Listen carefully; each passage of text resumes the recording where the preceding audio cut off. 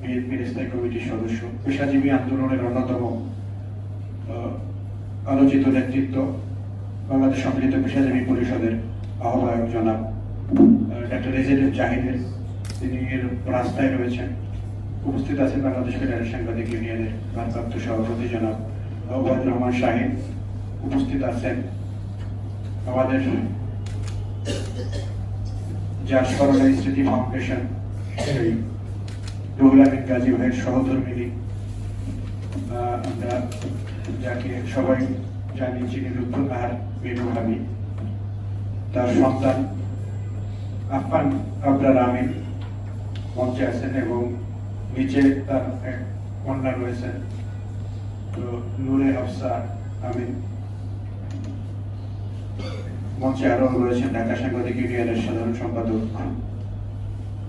খুরশিদ আলম ভাই এবং জাতীয় প্রেস ক্লাবের সাবেক সাধারণ সম্পাদক, আমার দেশের নির্বাহী সম্পাদক জনাব সৈয়দ আব্দুল আহমেদ ভাই। রুহুল আমিন গাজী ভাই মারা গেছেন গত 24 সেপ্টেম্বর, আপনারা সবাই জানেন। তিনি দীর্ঘ 18 মাস, 17 মাস বলেছেন, 18 মাস, 1 বছর 6 মাস তিনি কারারুদ্ধ ছিলেন। আপনারা জানেন যে তার কারাগারে যাওয়ার আগে তার একটি অপারেশন হয়েছিল, তার একটি কিডনি ফেলে দেওয়া হয়েছিল।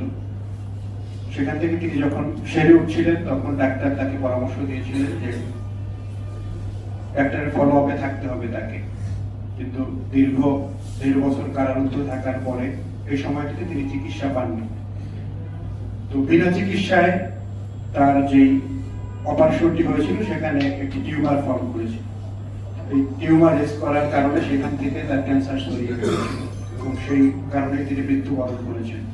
তো আমরা যদি বলি যে তাকে হত্যা করা হয়েছে বিনা চিকিৎসায়, সে কথাটি মিথ্যা হবে না। আমরা জানি যে রুহুল আমিন গাজী ভাইকে হত্যা করা হয়েছে। তার ব্যাপারে আপনারা কথা শুনেছেন যে রুহুল আমিন গাজী ভাইয়ের সাথে আমি দীর্ঘ 20 বছর একসাথে কাজ করেছি দৈনিক সংবাদ। অত্যন্ত কাছ থেকে তাকে আমি দেখেছি। ময়দানের সমস্যা মোকাবিলা করবার জন্য রুহুল আমিন গাজীর যে সাহসিকতা, তার যে দক্ষতা ছিল, আমি আরেকজন নেতা আমার এই দীর্ঘ সাংবাদিক নেতৃত্বের জীবনে আমি পাইনি।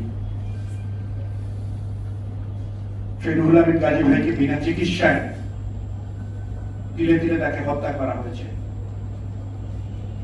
দীর্ঘ 18 মাস তিনি যখন কারারুদ্ধ ছিলেন, তার বিরুদ্ধে নানা ষড়যন্ত্র হয়েছে।